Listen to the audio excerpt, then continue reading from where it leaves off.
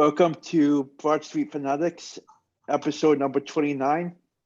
We are here with Vince Quinn, and we are very excited to hear what his thoughts are on the Eagles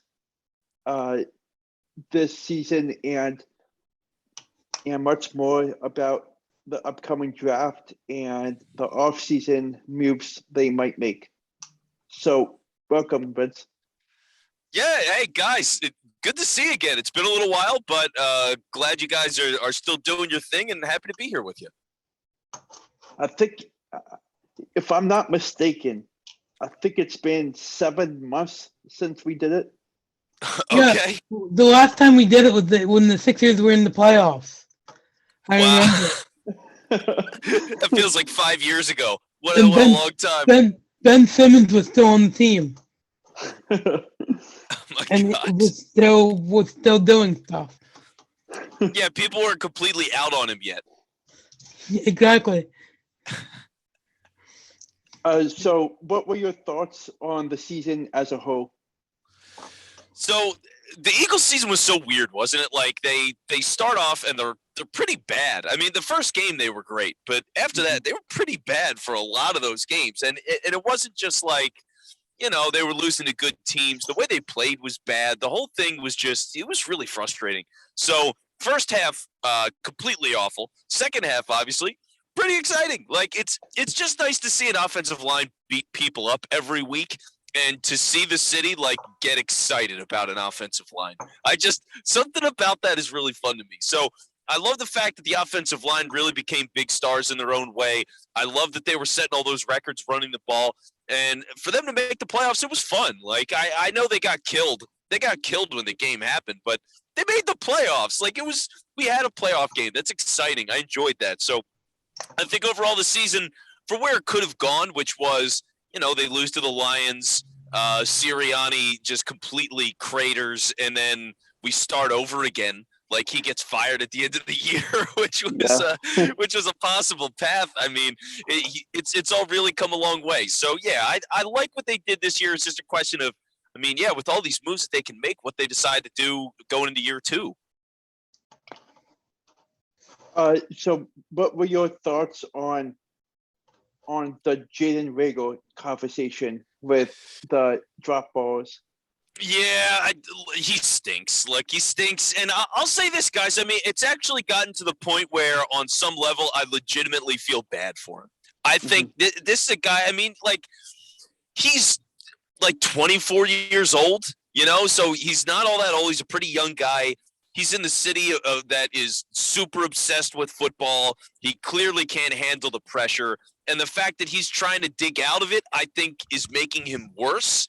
And he just can't play here. And on some level, it, like, for a lot of people, it's a big time insult. And for him, it clearly says something about who he is. But it's just a fact of the matter. He just can't play here. Like, it doesn't work. He's got a bad relationship with the fans because he's gone after them. He's got all the bad plays. He can't contribute on the field. Like, they just gotta, for his sake, he's gotta either go play somewhere else or just retire and do something else. Like, I don't know what else to say. He can't hang. He can't hang here. I was very surprised of Darris Goddard and his performances game by game. He definitely put a stamp on Jalen Reagor's spot with the amount of completions he had. And another player that stuck out to me was Kenneth Gainwell. I think he's got some Boston Scott speed. Yeah, no, he's quick. And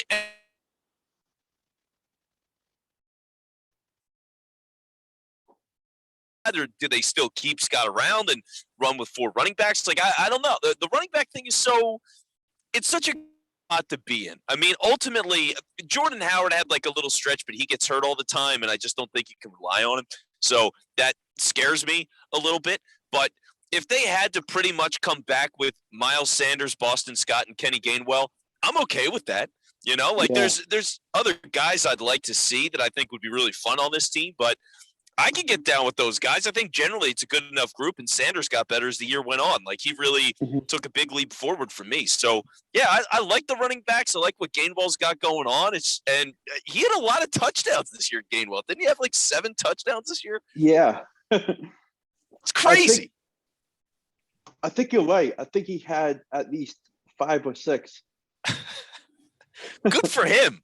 Good for him. I mean, for a guy who, for a large chunk of the season, really didn't do that much, he was a pretty impactful player for them. And so, yeah, thinking about a guy they drafted in the 5th round making those kinds of contributions, like, it is exciting to see that kind of speed. And clearly they love those little fast guys, right? Like, it starts with Darren Sproles, and then it goes to Scott, and now you get Gainwell. Yeah. My question is, what off-season moves do you project happening with the Eagles? All right, well, I don't know if it's going to happen, but I'm going to be completely selfish. I want Russell Wilson. I want to trade for Russell Wilson. I'll give up multiple firsts. I'll trade Jalen Hurts in that deal. I want Russ.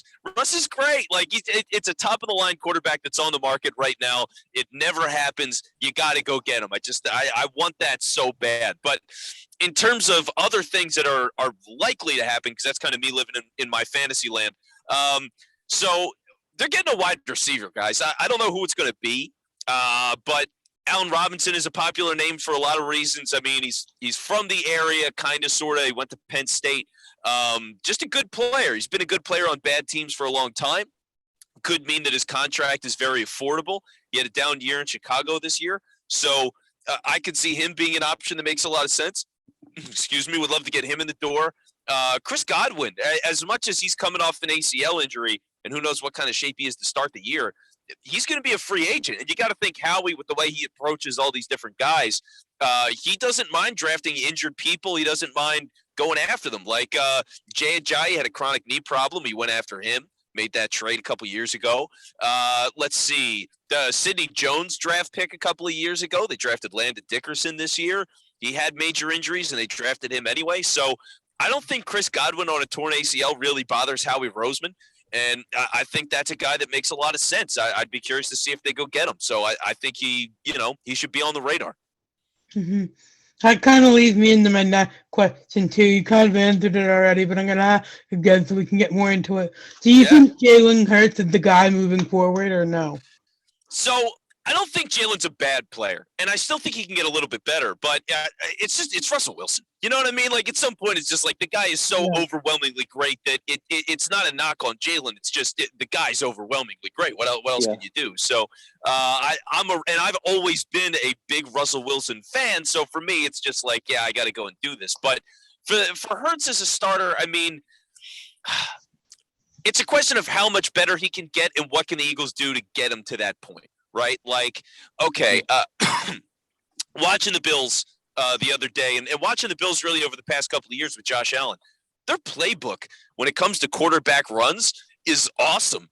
I mean, it's really awesome to see what they do, the different ways they move him around. And for Allen, like, he's an aggressive guy. He'll put his shoulder into people, and Hurts can do that a little bit. You know, he's got some quick cuts, and those have been the real highlights, but he's got that ability to power through people if he needs to. So seeing that kind of stuff, it's like, all right, can they put that kind of running game around Jalen Hurts? What kind of receivers do they want to get? I mean, are they going to get – because, like, Hurts doesn't throw over the middle of the field. So if he's not doing that, are you going to get receivers that are good for routes over the middle of the field, or are you going to force Hurts to throw the ball down the field and draft receivers and sign wide receivers for that? So I worry about the kind of player that he is. I'm not sure how much better he's going to get, as much as I know that he's going to get better because he just works so hard. So I think he can be not exactly the same player, but like Tyrod Taylor's been around for a while and he's played for a lot of different teams. He's been a starter. He's been a quality backup. I think he's that kind of guy, and there's nothing wrong with that when you draft him in the 2nd round. So really, that's where I think he ends up. Do you think Quez Watkins is going to stick around, or are they going to move on from him? Yeah, I think they're going to keep him around. I mean, he's a young guy, and for what it's worth, I mean, he was a six-rounder that's really developed. Like, he was a guy, and what impressed me so much is when they drafted him, if you watch some of his college tape, like, they would throw the ball up, and he would go up and get it. We haven't seen a whole lot of opportunities for that. There was one ball where he went up for it, and he just totally whiffed on the timing, and it led to a pick. But generally, I think his speed is great. They find these ways to get him into open space with the screens and all that, so I like what they do with him, and I think you might have one more year with him on that six-rounder contract. I'd have to double check. So I think you've got at least one more year with Quez, and it's a question of do they extend him? I mean, they might extend him this offseason. So, yeah, I think Quez is a guy that you keep and you try to hang on to for a couple more years and see how much better he gets. Yeah, it's definitely going to be interesting.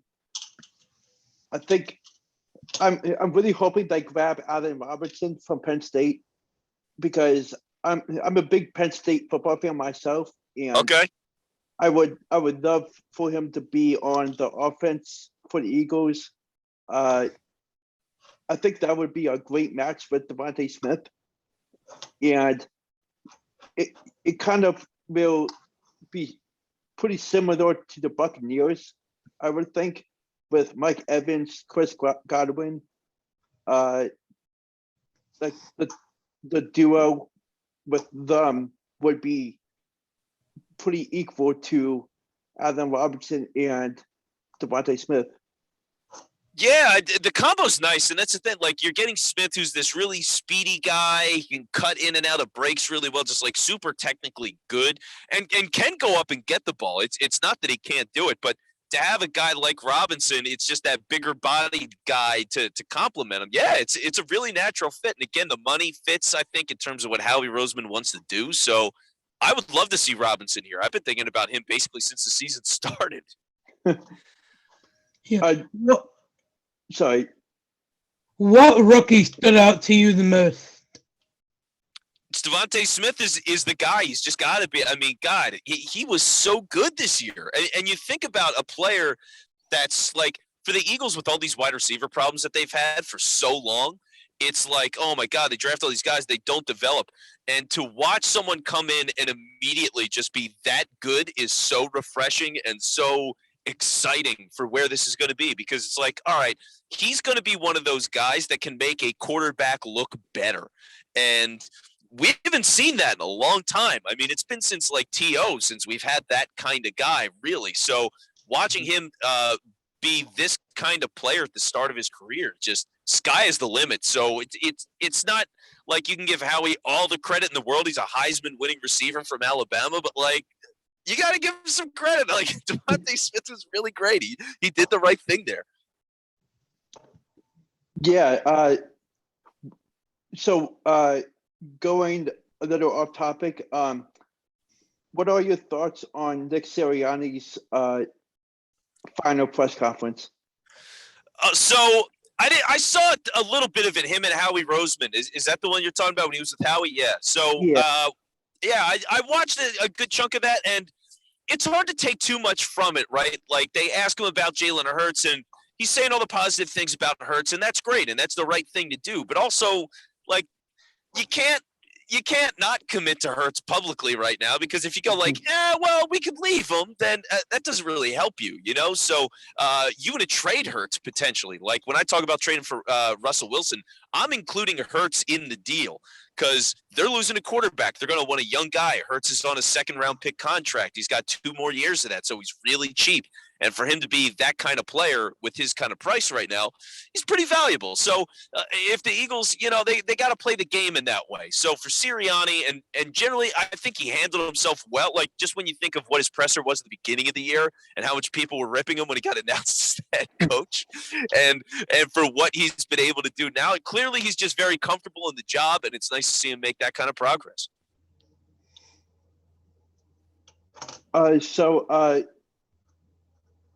What do you think about Jason Kelce staying put with the Eagles for a couple more years, or do you think he will retire before next season? Yeah, he's so good. And that's the thing. Like, occasionally guys do retire when they're still really good. But Mhm. the tough thing is, like, it's football. You know, that's just the one thing that worries me. It's football. Like, it's such a hard sport. It's gotten easier for guys over the years. They don't do two-a-days anymore in the middle of the summer and stuff like Mhm. that. So you don't practice in pads or hit as much as you used to. But man, it's a hard sport, and you hear so much about all the Kelsey injuries. I mean, he spent years where it's like, oh, well, my forearm was broken. I had 2 broken fingers. I had a bad rib, a bad knee, bad foot. And, otherwise it was a pretty good year. And it's like, wait, what? Like, you played the whole year like that? And you were that good? So it's a testament to how great he is that he can play that well when he's injured. But again, it's just like, how many years as great as he is, at what point is the money not worth it? At what point have you had so much of that camaraderie that, okay, maybe you want to get into coaching, or maybe he wants to get in the booth, or maybe he just wants to do something entirely different. Maybe he wants to knit blankets on Etsy. Whatever he wants to do, I don't know. But I hope he comes back. Clearly, he's good enough to come back. The Eagles would love to have him back. Sirianni sending him kegs of beer.